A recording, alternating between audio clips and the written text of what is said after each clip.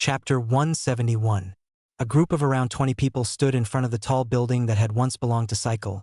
Almost all the employees of Dark Dream had gathered here. Nick and Winter were at the front, and the four Zephix extractors, Jenny, Jonathan, Kiera, and Trevor, were behind them. Behind the Zephix extractors were 6 guards, 3 of whom had worked for Dark Dream before, with the other 3 being new hires. Since their new building was no longer as open as the warehouse, they needed more guards to patrol the individual corridors. Behind the guards were 6 clerks and assistants whose job it was to receive guests and deal with all the day-to-day matters, like cleaning and sending messages. Right now, all of these people looked at the tall building with wonder and excitement. This was where they were going to work from now on. Finally, they could get out of that shitty old warehouse. Now, they felt like they were working for an actual Zephix manufacturer. "Let's go inside," Winter said as he gestured for everyone to follow. Nick nodded and looked with a threatening expression behind him. At the Dreamer, naturally. The Spectres had to move into the new building as well. Luckily, since Dark Dream only had 2 Spectres, they didn't need to put a lot of effort into moving. The screaming coffin was being carried by Jonathan and Trevor, and the Dreamer was standing in the middle.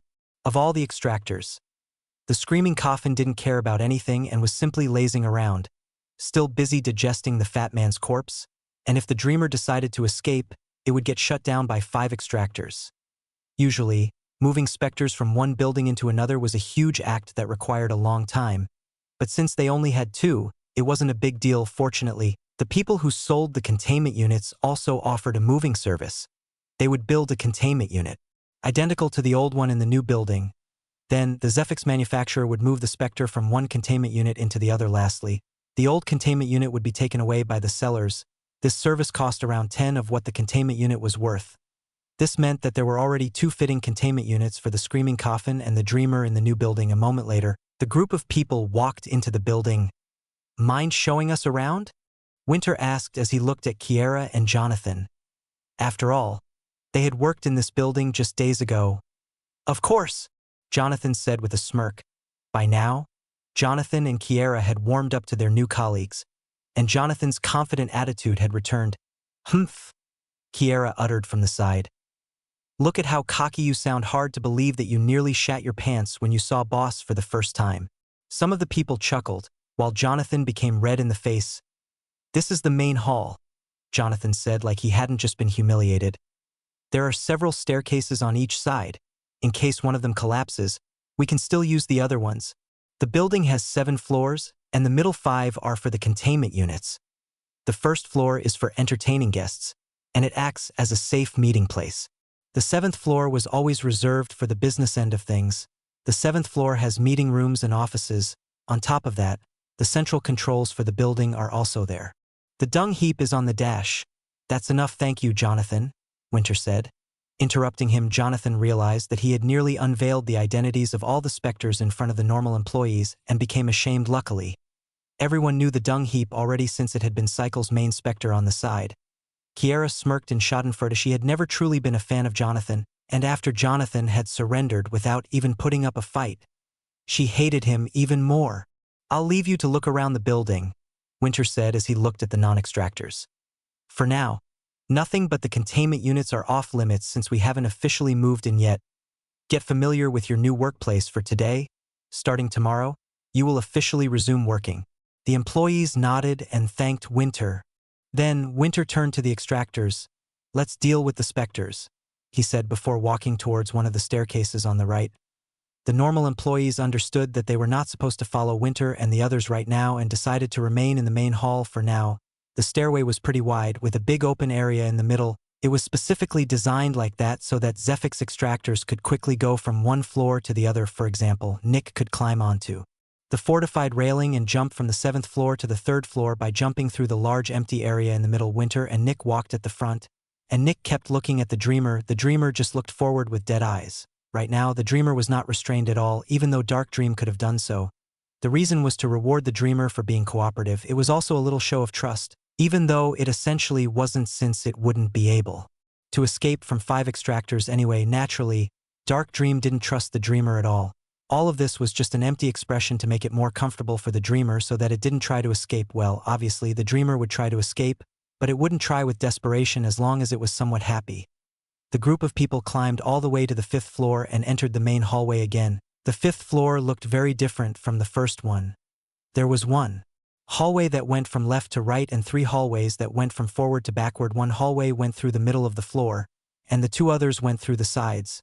This essentially split the floor into 2 parts, and each part had space for 2 containment units. The employee entrances of the containment units were in the middle hallway, and the entrances for the specters were in the side hallways. The group of people led the dreamer down one of the side hallways. A moment later, one of the walls split open after giving off a loud alarm. Without being ordered, the dreamer walked into the containment unit. Then, the containment unit closed. The dreamer had moved into its new home. Chapter 172. After putting the dreamer into its new home, the group dumped the screaming coffin into its containment unit on the 2nd floor. Winter had also told everyone about how he planned on dividing the specters. Nearly every floor would be dedicated to a different kind of specter. The 2nd floor was dedicated to possession specters, and it had the screaming coffin and the dung heap. The dung heap wasn't really a possession specter, but it essentially acted like one. The dung heap was a physical specter with an actual body, but it couldn't move very fast, which was why it essentially acted like a possession specter. Winter decided to keep the dung heap on the 2nd floor with the screaming coffin because of that. Possession specters very rarely escaped, and the 2nd floor was the closest to the exit, which was why they were on that floor. The 3rd and 4th floors were for general physical specters. Physical specters were the most numerous, which was why Winter dedicated 2 floors to them. Well, he actually dedicated 3 floors to them, but that would be explained later. Right now, they only had one normal physical specter, which was the bleeding lady. She was residing on the 3rd floor. The 5th floor was for specters that fed on mentality. Winter wanted to keep these kinds of specters separate from all the others because of the normal employees. Accidents always happened, and it was possible that some of the specters might gain the ability to influence people beyond their containment unit. Naturally, Zephix extractors had a great resistance to these kinds of things, but normal people didn't. Because of that, Winter wanted to keep these kinds of specters off-limit from all the normal employees. Only Zephix extractors were allowed on the 5th floor. No clerks or guards were allowed to enter it. In fact, after today, Winter would also include himself in that list. While Winter was a mid-newbie, he didn't want to get into the bad habit of ignoring his own regulations. At some point, Dark Dream would have stronger specters, then Winter's mental resistance would barely be better than the resistance of a normal person, and as the CEO, it would be really bad if a specter were to control him. Finally, the 6th floor was for 4 specters. Dark Dream didn't have any right now. This was how all the floors were set up. Naturally, the normal employees would feel nervous when entering any of the floors with containment units on them, but they would be especially scared of the 5th floor. Normal employees didn't know what kind of specters Dark Dream owned, which was why they didn't know why they were not allowed to enter the 5th floor. That made the 5th floor extremely scary to them. What kind of specter was stored on the 5th floor that they were not even allowed to clean that place? But that wasn't the only concerning floor. The 2nd floor was also concerning, but not for reasons such as danger. It was just annoyance and disgust. The dung heap smell couldn't perfectly be contained in its containment unit, which meant that its odor permeated throughout the 2nd floor. The 2nd floor smelled like rotten garbage all the time, and the employees hated going there. Luckily, it wasn't dangerous. It was just disgusting. I'm going to set up the 7th floor, Winter told Nick. You should get everyone familiar with the new specters before work tomorrow. Nick nodded. What about the new employees? They will come next week, Winter said. I already signed the contract with them and Ghosty's lab.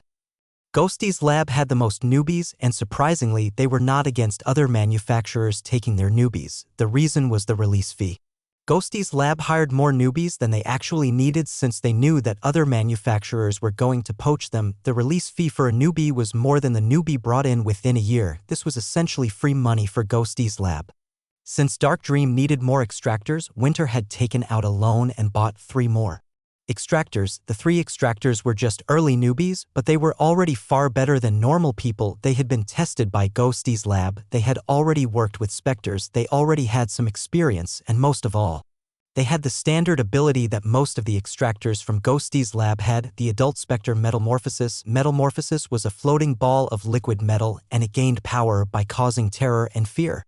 Extractors that work with it got its ability, which was useful for almost everything. The ability allowed extractors to reshape metal into all kinds of shapes, weapons, tools, walls, whatever. While the base ability was not amazing for fighting, it could be mutated in many different ways. For example, if one of these people evolved this ability with the dung heap, they might be able to create a thin wave of metal with poisonous properties. It would essentially be like a wave of acid. The 3 newbies that Winter had bought all had the Base ability of the metamorphosis. After hearing that the 3 new employees would come next week, Nick nodded. Good, I will teach them about all the specters when they're here. Winter chuckled. I would assume so, it's your job after all.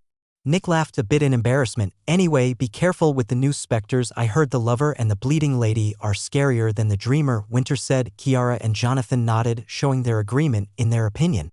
The bleeding lady was the scariest specter, followed by the lover. No worries, Nick said. I don't have any, Winter answered before he went into the stairway to go to the 7th floor. After Winter left, Nick looked at his 4 employees.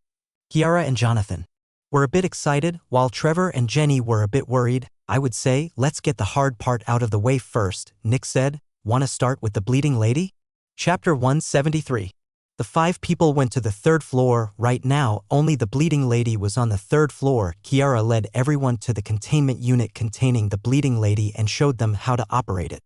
The containment unit that Artem had bought for the bleeding lady was even better than the one that currently housed the dreamer. And it had a couple more functions.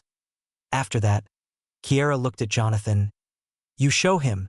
Jonathan knew what Kiara meant and nodded.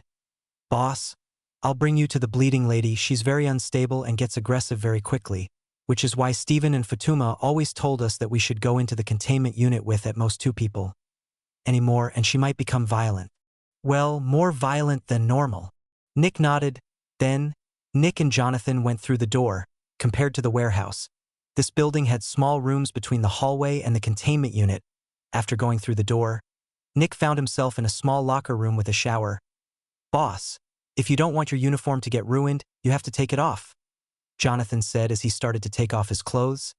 Nick raised an eyebrow but did what Jonathan said. Keep your underpants on, boss, Jonathan added. The bleeding lady has a very strong reaction to male genitalia. Nick nodded without saying anything. Next, we cleanse our bodies, Jonathan said as he walked into the shower. A moment later, blue liquid came out of the shower head, and Jonathan left the shower after around 10 seconds. The good thing about cleansing liquid was that it didn't stick to someone, which meant that they didn't get wet. Nick also took a quick shower. I presume you're comfortable with blood, boss? Jonathan asked. Nick just nodded. Jonathan nodded back and put his hand on the actual entrance to the containment unit. Then, he sighed. She's probably quite upset right now. Be prepared to get cut a lot. Are the cuts dangerous? Nick asked. Depends, Jonathan answered. She has 2 kinds of cuts. She has the good ones and the bad ones. The bad ones will actually kill you, but she only uses them when she feels threatened. The good ones will draw blood and are very painful but will close very quickly. The good thing about her is that it is very clear when she is about to actually attack you. If it happens, I will warn you. For now, please just follow my commands, boss, Jonathan said. Nick nodded. Sure, you know her better than me. All right, Jonathan said with a sigh before turning to the door. Here we go. Then, he pushed open the door and the 2 of them slowly walked in. The door closed behind them, and Nick found himself in a crimson-red room. This surprised Nick a bit since containment units usually didn't come in that color since it was quite ominous. The containment unit was lit by a reflective light shaft that captured the sunlight from outside and brought it in here in the corner of the room. Nick saw a person quietly sitting. By her looks, she was a young woman, probably about 18 to 20 years old. She was completely naked, and there were numerous healing cuts all over her body. Long black hair fell from her head and almost encompassed her body. She's the reason for the red color in here, Jonathan whispered to Nick. She gets agitated when she's somewhere that isn't red. She painted the room red with her own blood. Nick felt his heart rate increase, but he still had control over himself. His body was ready to jump into a fight any minute. The bleeding lady must have already noticed the 2 new people in her containment unit, but she didn't show any sign of doing anything. She was just looking at the ground. Her face hidden behind her hair, Jonathan gestured for Nick to slowly follow him and walked forward. Hello, long time no see, Jonathan said with a quiet and calming voice. The bleeding lady showed no reaction. Do you want to have a bit of blood? Jonathan asked carefully. She didn't say anything. You can have a bit of blood, but only if you want, Jonathan said carefully as he bent down to be at her eye level. Then Jonathan stopped advancing. There was still about a meter between them. After some seconds, she lifted her head. Nick felt a cold shiver run down his back when he saw the bleeding holes where her eyes should be. For a bit, she just looked at Jonathan. Then, She slowly turned to look at Nick. Nick stood a meter behind. "Jonathan, hello? I'm Nick," Nick said with a calming voice. Nick looked deeply into the bleeding lady's eyes.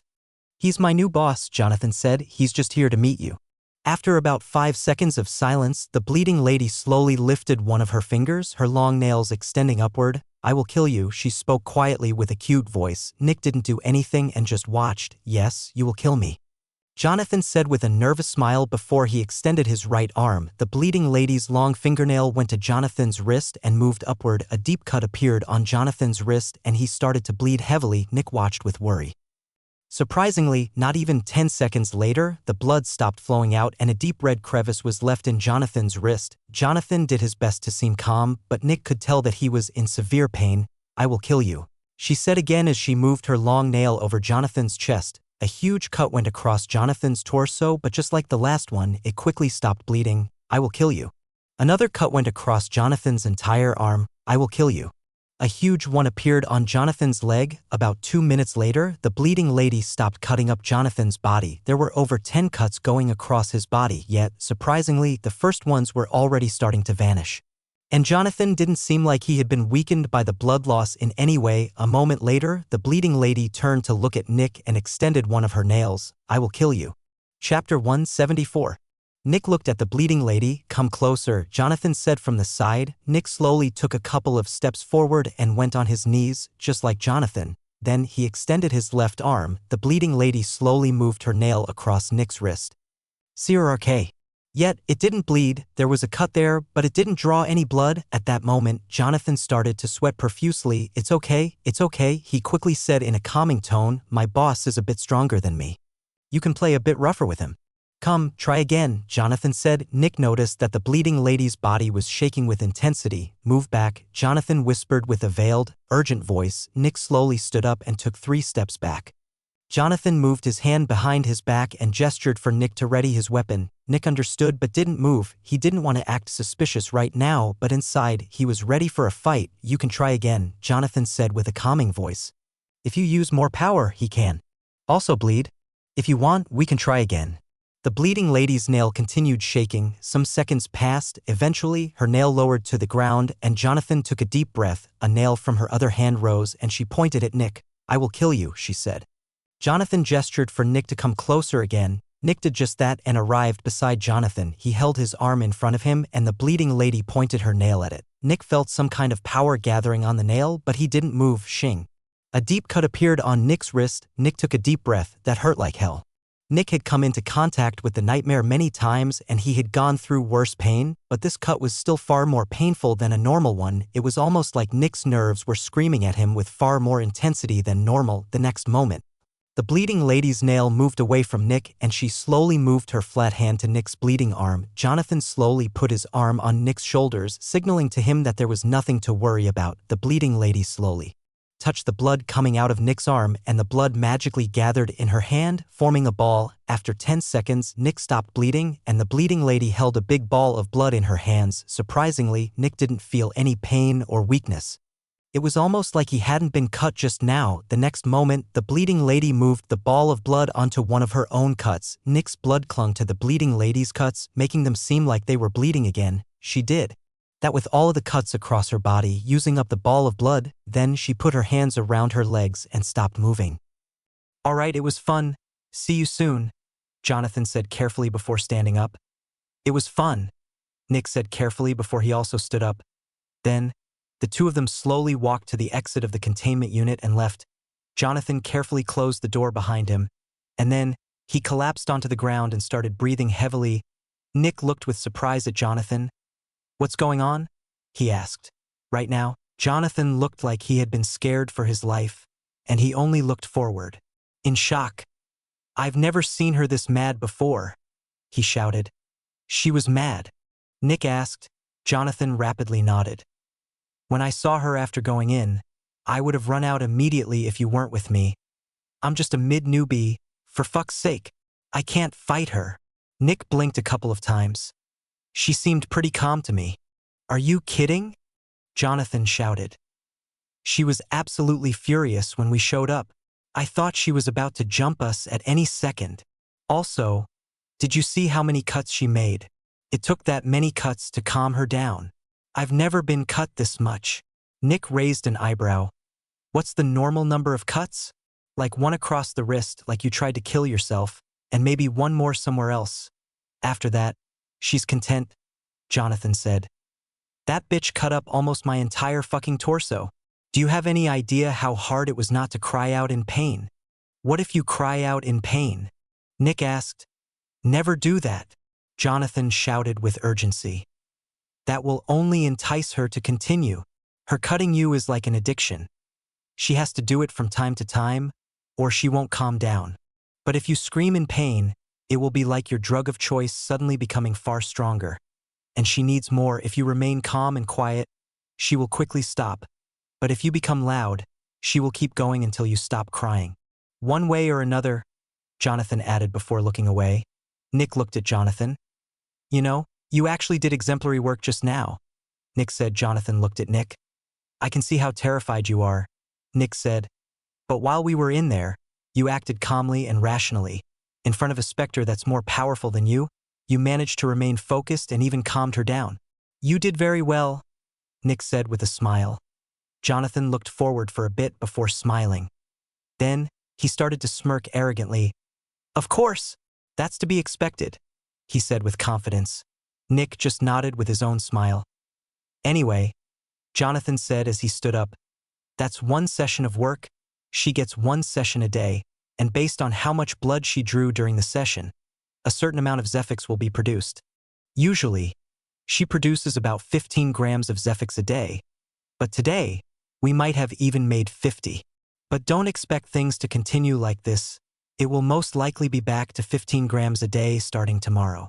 You just go in, talk to her, slowly approach her, let her cut you a bit, and leave. It takes less than 10 minutes per day and nets you something like 15 grams of Zephyx. The work is painful and scary, but it doesn't take a lot of time and gives a lot of Zephyx. That's about everything you need to know about her, Jonathan said. Nick nodded. Thanks. You were a great help. Chapter 175.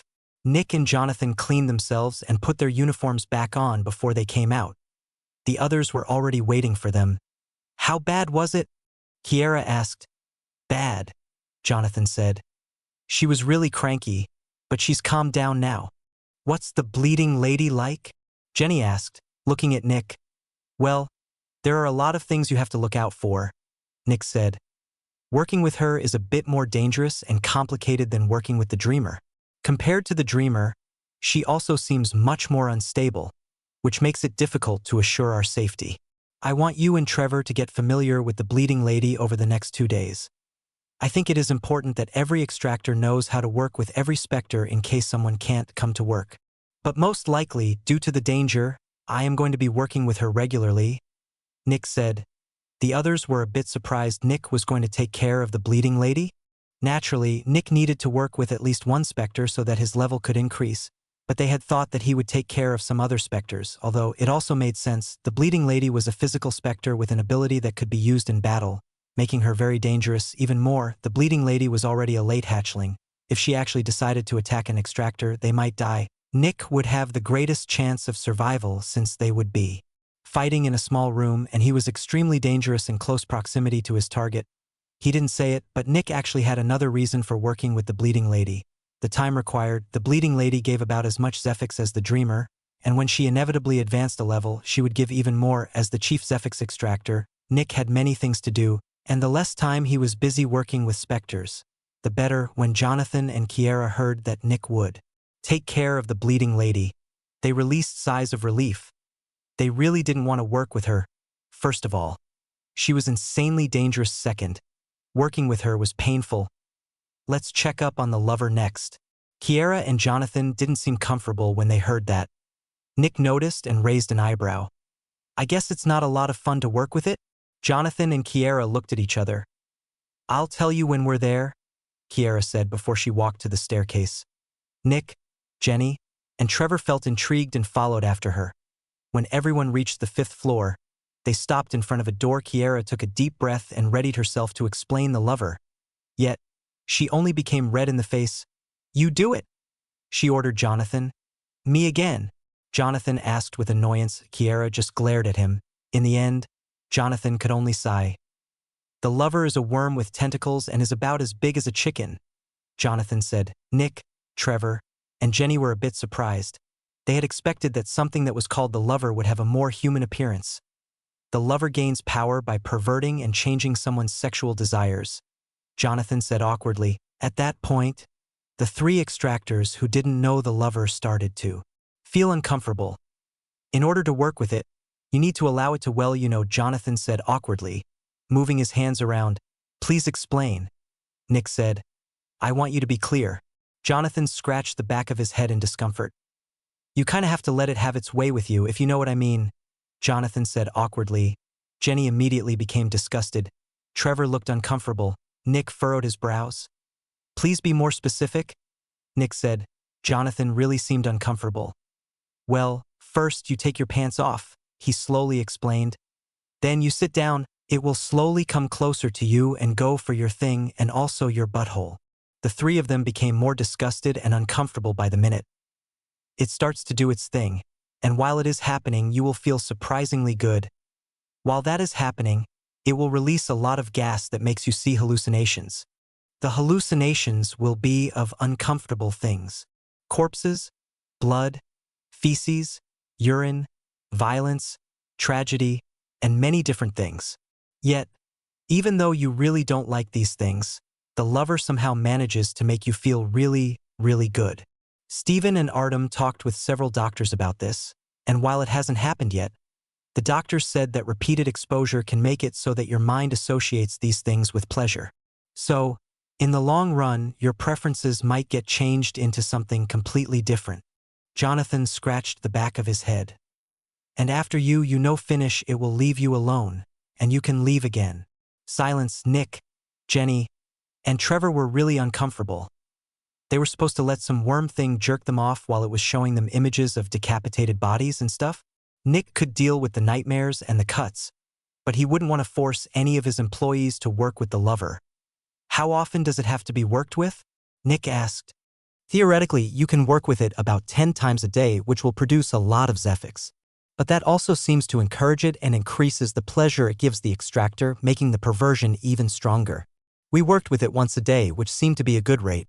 Compared to the bleeding lady and the dreamer, the lover is only an early hatchling and it only produces about 5 grams of Zephyx per session, but that should increase when it becomes stronger. Nick frowned. He really didn't want to, but as the chief Zephyx extractor, he had to know how to work with every specter of Dark Dream, so Nick took a deep breath. I'll check it out. And walked in.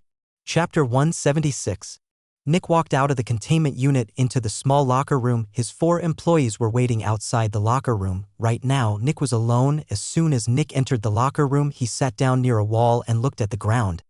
The mix of emotions he was currently feeling was intense. Physically, he felt amazing, but that was exactly what made him feel terrible mentally. It felt disgusting to have such strong feelings for something this horrible while the lover had been doing its thing. Nick had seen visions of a group of men cutting holes into a limbless torso and fucking them. The vision drew Nick in, and he almost felt like he had been one of the men. He had been so incredibly disgusted, but it had felt so good.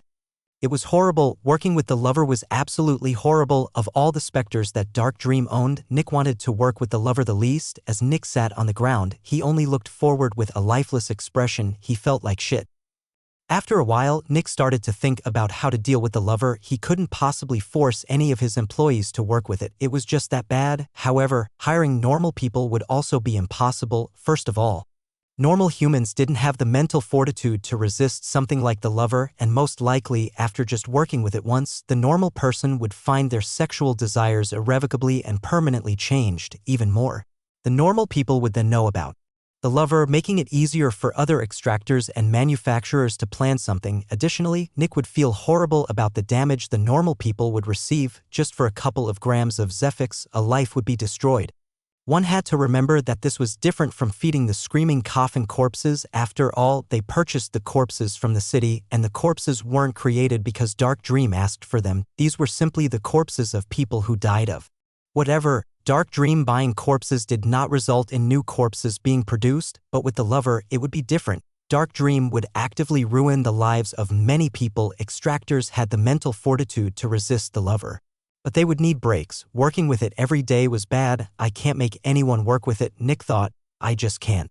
After a bit more thinking, Nick released a sigh and left the locker room. When he left, everyone was looking at him with worry and interest. Nick took a deep breath. It's bad, he said. Trevor and Jenny looked with discomfort and fear at Nick. You don't have to work with it, Nick told the two of them, which surprised them. It's so bad that I can't ask any of you to make this sacrifice. I wouldn't be able to live with myself, Nick said with a sigh. If you are desperate for money and really want to take care of it, you may do so, but I will never ask any of you to go in there. It only produces 5 grams of Zephyx per day. I would rather not have those instead of asking you to go through something like this. Kiara and Jonathan were quite surprised. Back in Cycle, Stephen had said that working with the lover was a necessary evil and a part of the job, but now Nick was saying that it wasn't necessary. Jenny and Trevor looked with concern at Nick, but they also seemed relieved. What they had heard about the lover seemed terrifying. The lover is actually not a problem, Kiara said. Jonathan raised an eyebrow as he looked at Kiara. It seemed like he hadn't expected her to come forward. What do you mean? Nick asked. Well, Kiara slowly said before she took a deep breath. I was specifically hired to work with the lover back then.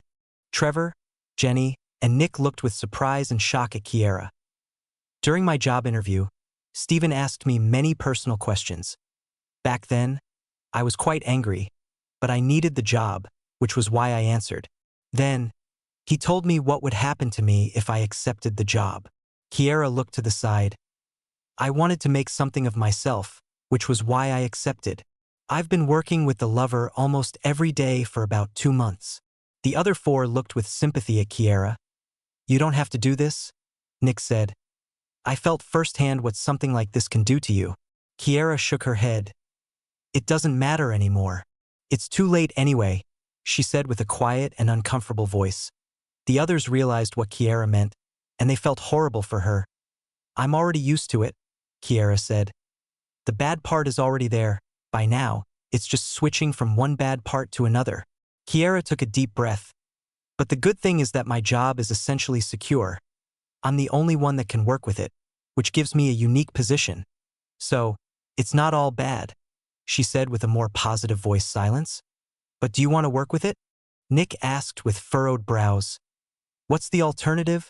Kiara asked with a shrug. Not working with it? Nick said. That's not a choice, she said. Yes, it is.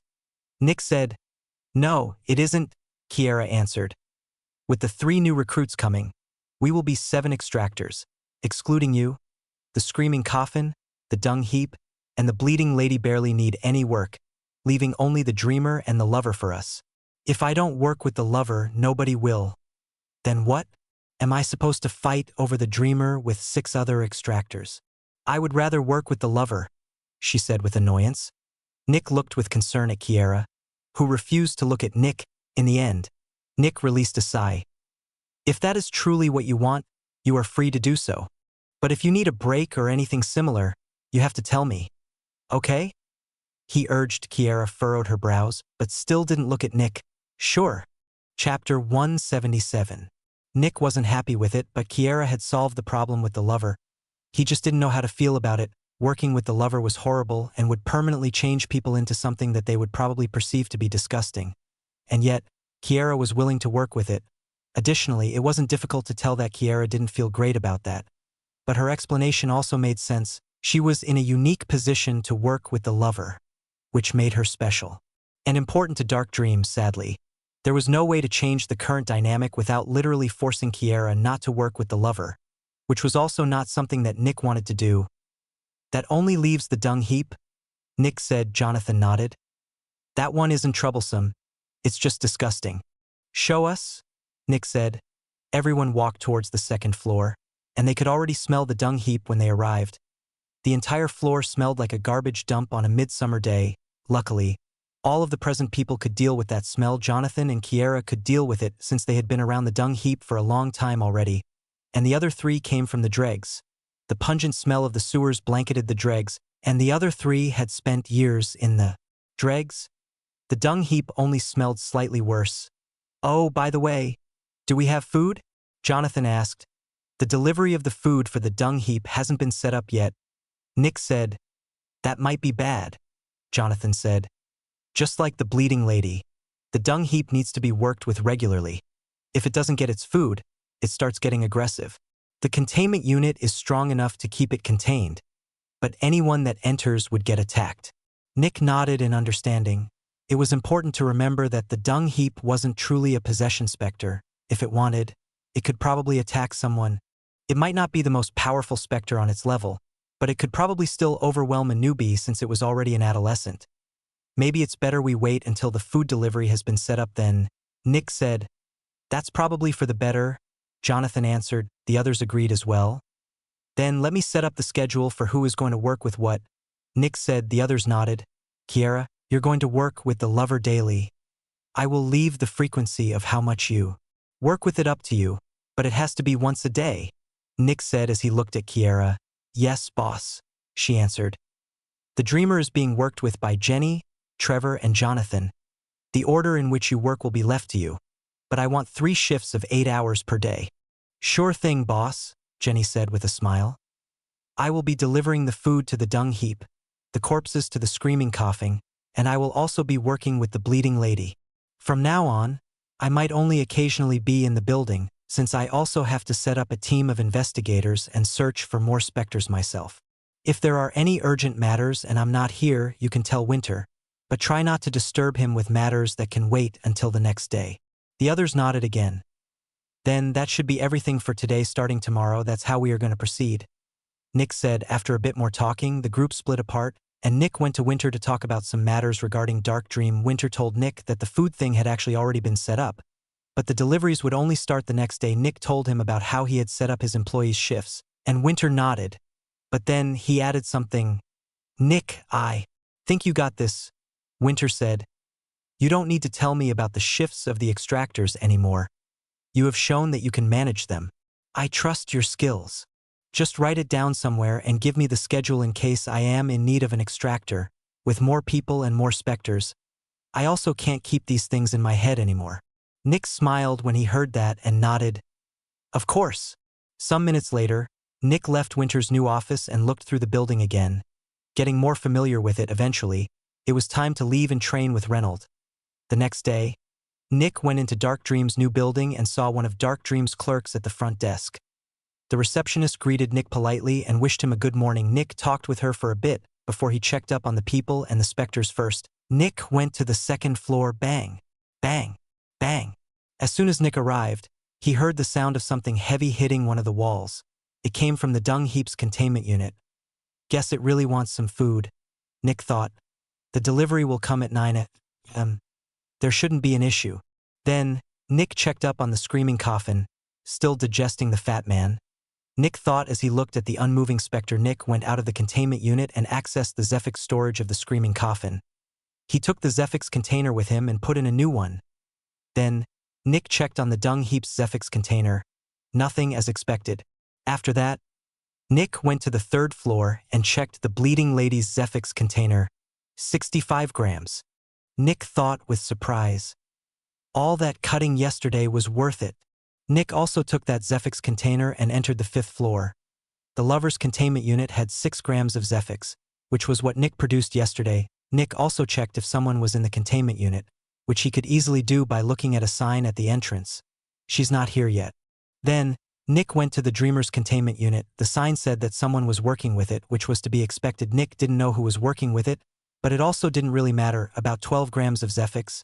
Nick thought. Nick changed the containers of that containment unit as well and went to the top floor. There, Nick put the containers in a special location that only he and Winter had access to. After that, Nick wrote down how much Zephix each specter had produced and put the sheet of paper in Winter's office.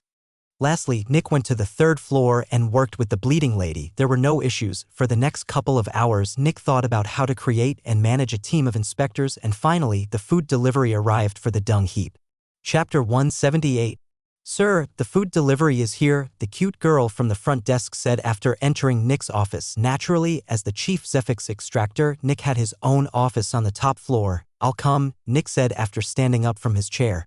The two of them walked down the stairs and entered the 1st floor. On the 1st floor, Nick saw a guy dressed in a sharp suit. He doesn't look like a food delivery man, Nick thought. Hello, nice to meet you, the guy said, offering his hand to Nick.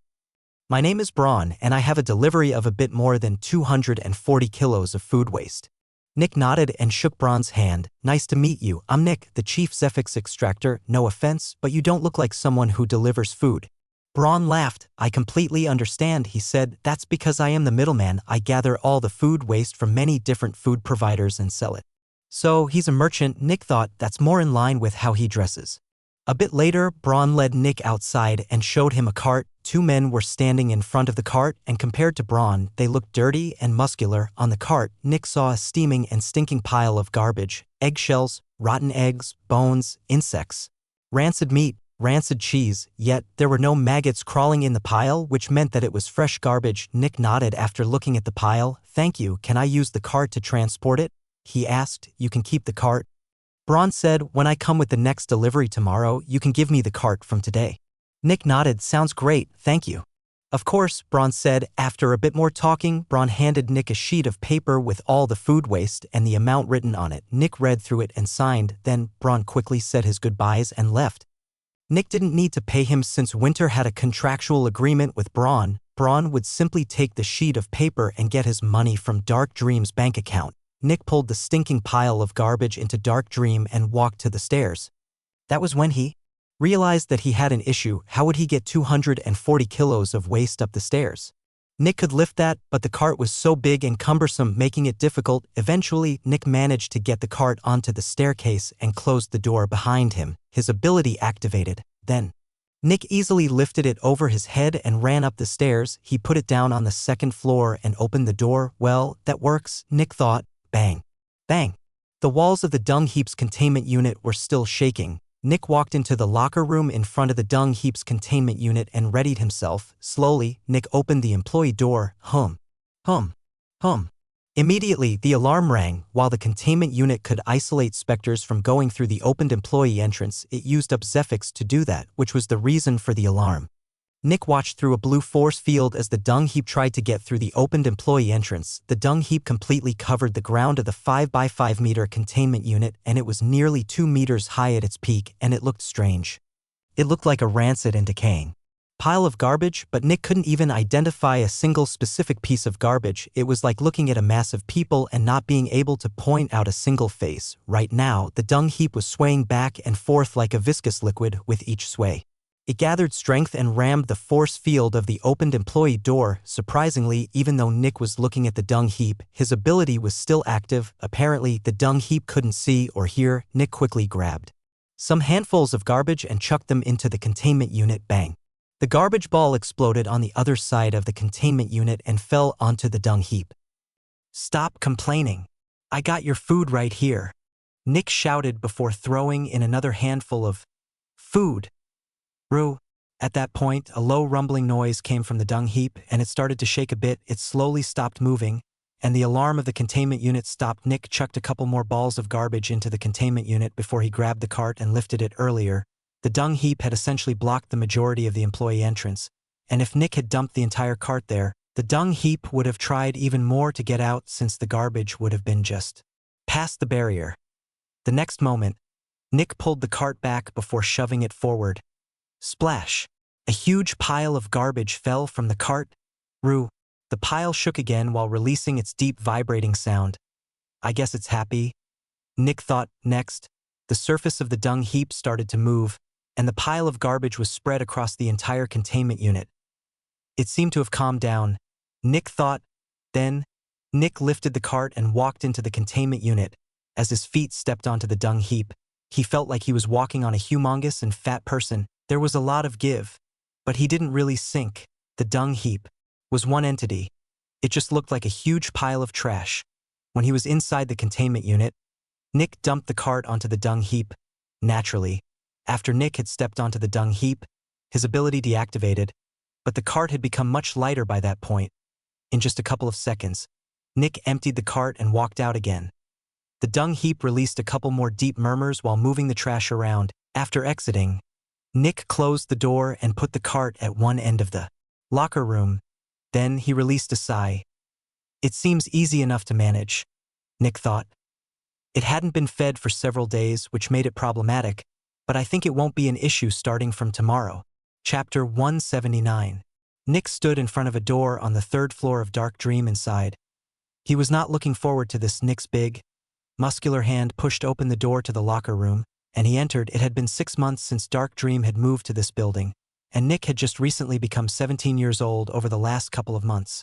Not a lot had happened. Nick had taught his 3 new colleagues and focused on day-to-day matters. One of the matters had been the establishment of an investigator team and the search for the next Spectre.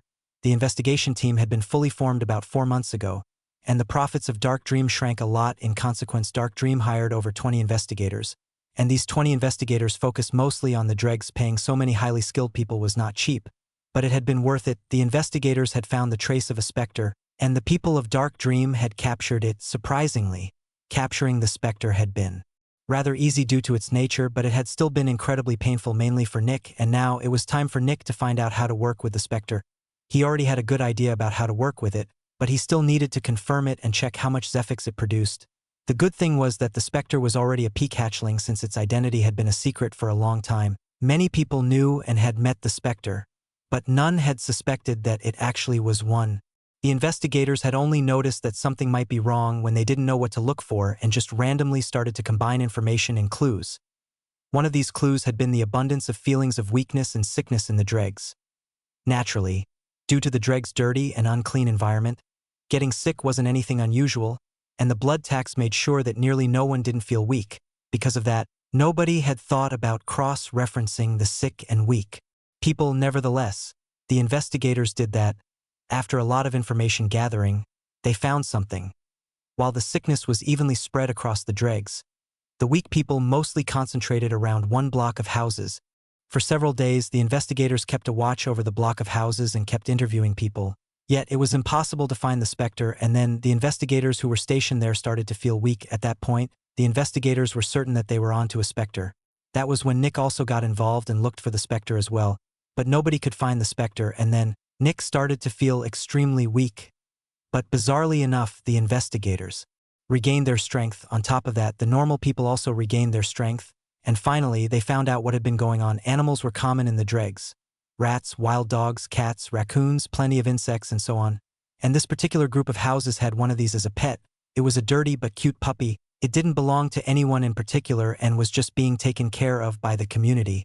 When the investigators arrived, they also played with the puppy from time to time, and when Nick appeared, the puppy immediately took a liking to him and begged him to hug it. Nick did so and basically carried the puppy around while he was there. When Nick finally got sick, many people realized that it was the puppy. After all, it had been with Nick for several days by then. Nick had quickly taken the puppy away with him after contacting the other extractors, yet when the puppy noticed that several strong people were surrounding it, its behavior changed. It started to whine pitifully. At that point, Nick immediately felt like chunks of his insides were being torn out. The group put a Zephyx suppressor on the puppy, but it still managed to hurt people through the Zephyx suppressor, albeit with less intensity. After dumping the puppy into the containment unit, Nick went home to recover. It was bad, real bad. Nick felt like his heart was beating without a rhythm, and he kept going in and out of consciousness. He kept sweating bullets while feeling extremely cold and hot. Even more, Nick had puked blood a couple of times. It took almost 2 entire days for Nick to recover, of course. Nick wanted to go to the hospital, but he couldn't risk unveiling the nature of their newest Spectre. He was quite sure that he would survive due to his high level of regeneration, and he did. But now it was time to work with the puppy fittingly. Nick decided to call the Spectre the puppy.